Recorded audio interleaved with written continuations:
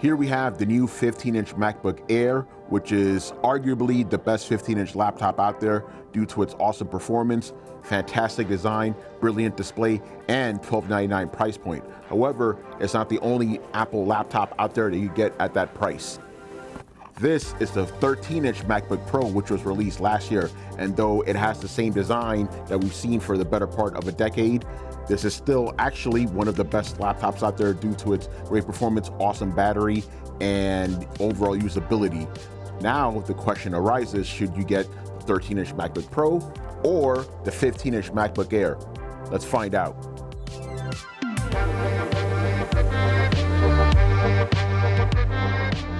Let's start with design. So as you can see, the 15-inch MacBook Air is effectively just a larger version of the 13-inch Air that came out last year. Like that laptop, it has the same basic design of the MacBook Pros that were introduced in 2021, which is you have nice flat design, you have MagSafe charging, which is really nice.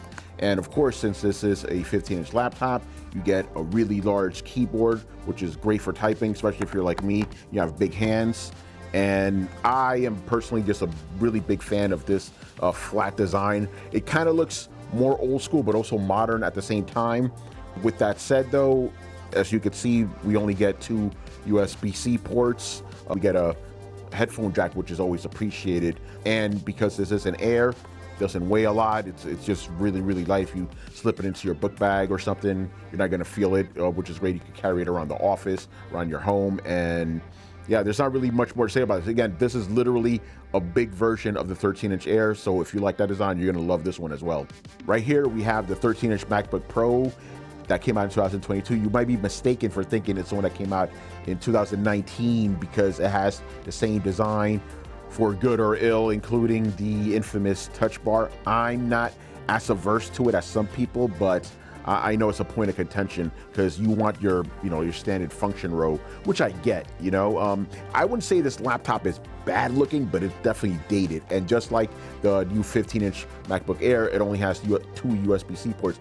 The MacBook Pro looks good if this was 2019, but right now you could see that it's just worn in the tooth. It's just not appealing in comparison to the 15-inch MacBook Air, 13-inch MacBook Air, and the 2021 MacBook Pro. So in terms of design, I'm giving it to the MacBook Air because it just looks like an actual modern laptop.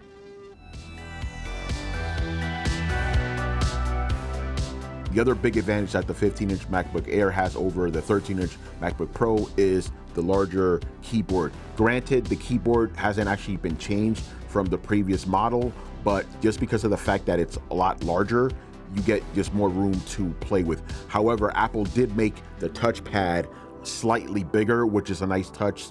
And I found both the keys and the touchpad very responsive. But with that said, the 13-inch laptop, it's still good for what it provides. The keys are good. The touchpad is also really good. But if you have big hands like me, the 15-inch one will serve you right just because you're gonna have more room. You're not gonna get all cramped up in there. So I prefer this keyboard over the 13-inch keyboard.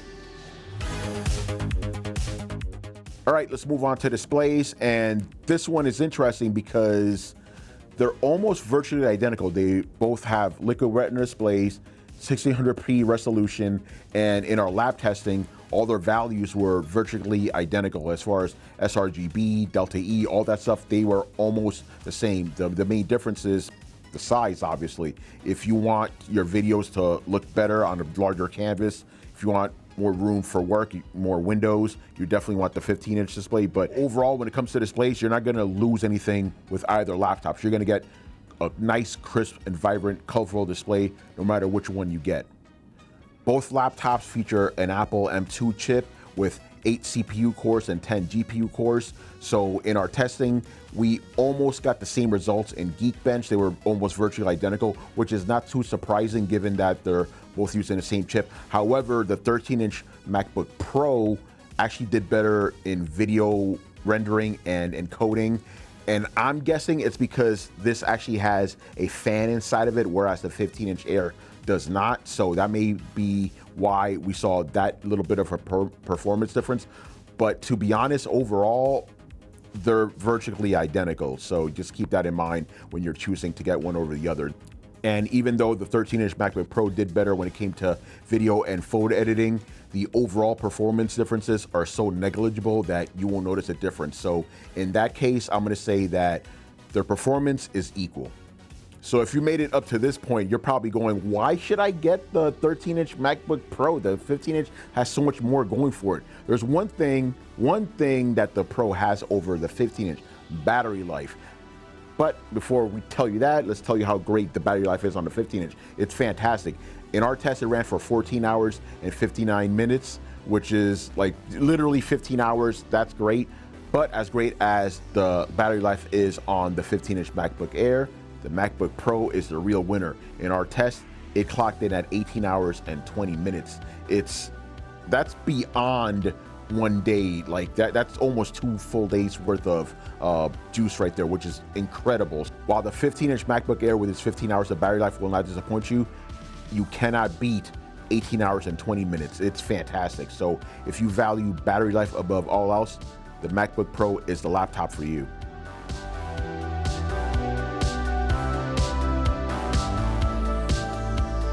So even though the 13-inch MacBook Pro has excellent performance and excellent battery life, its design is too dated. I mean, look at these bezels. This is ridiculous. We don't need this in 2023. If you have $1,299 and you need a new MacBook, the MacBook Air 15-inch is the one to get. Gorgeous design, roomy keyboard, fantastic display, performance, excellent battery life as well. And yeah, overall, it's just a great package. I think it's one of the best laptops out there. I personally enjoyed reviewing it. It's so great. So again, you had your time in the sun, buddy, but the 13-inch MacBook Pro, we don't need it around. This is the MacBook to get. And with that, if you want more, make sure to read my article on this over at Tom's Guide, and also be sure to follow Tom's Guide over on our Instagram, TikTok, Twitter, and Facebook, where we're gonna have a lot more content coming for you this summer. So once again, I was Tony Polanco, and I will see you around. Later.